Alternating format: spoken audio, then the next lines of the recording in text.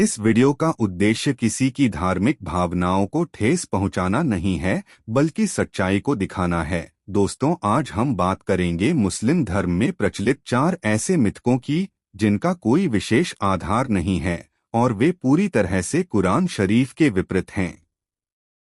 आइए देखते हैं। मिथक नंबर 1, परमेश्वर निराकार है। मुस्लिम धार्मिक प्रवक्ता डॉक्टर जाकिर नाइक जोर देकर कहते हैं कि परमेश्वर निराकार है।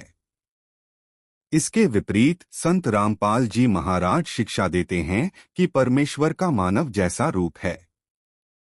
यही बात पवित्र कुरान से भी प्रमाणित होती है कि परमेश्वर ने मानव को अपने प्रतिरूप में बनाया। क्या क्रियाएं जैसे कि सिंहासन पर बैठना, आदम से बात करना, कपड़े बनाना और बाग में चलना एक निराकार कर सकता है? वास्तविकता में परमेश्वर मानव जैसे रूप में है, लेकिन उनका शरीर 5 तत्वों से मिलकर नहीं बना है। वह प्रकाश से बना है, जिससे उनका शरीर स्वतः प्रकाशमय है। मिथक नंबर 2, पवित्र कुरान के ज्ञान का प्रदाता परमेश्वर है। डॉक्टर जाकिर नाइक जैसे अन्य लोगों ने यह भ्रम फैलाया है कि सभी पवित्र ग्रंथों के ज्ञान का प्रदाता परमेश्वर है। हालांकि संत रामपाल जी महाराज पवित्र कुरान से संदर्भ लेकर इस बात का हवाला देते हैं कि अल्लाह के अलावा एक अन्य शक्ति भी है। अगर पवित्र कुरान का ज्ञानदाता अल्लाह है, तो वह दूसरे को अल्लाह के रूप में क्यों दर्शाता है और अपने वक्तव्य में वह का प्रयोग क्यों करता है? इससे पता चलता है कि अल्लाह कोई और है, पवित्र कुरान का ज्ञानदाता नहीं है। मिथक नंबर 3, परमेश्वर ने मानवों को जानवरों का भोजन करने का आदेश दिया।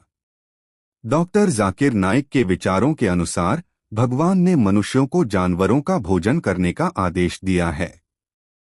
लेकिन संत रामपाल जी महाराज स्पष्ट करते हैं कि पवित्र कुरान और बाइबल में बीज वाले पौधों और फलों का सेवन करने का आदेश प्राप्त है।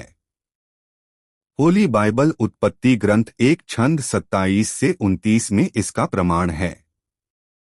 जानवरों का भोजन का आदेश पवित्र कुरान के ज्ञानदाता से आता है, न कि सर्वोच्च भगवान से, जैसा कि पवित्र कुरान सूरह अल माइदा 5 आयत 1-3 और सूरह अल मुएमिन 40 आयत 79 में उल्लेख किया गया है।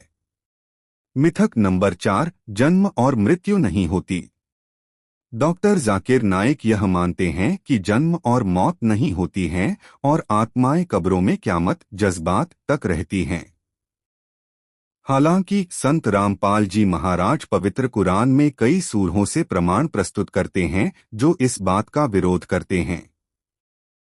पवित्र कुरान मजीद में निर्माण, विनाश और जन्म मृत्यु के चक्र का उल्लेख है।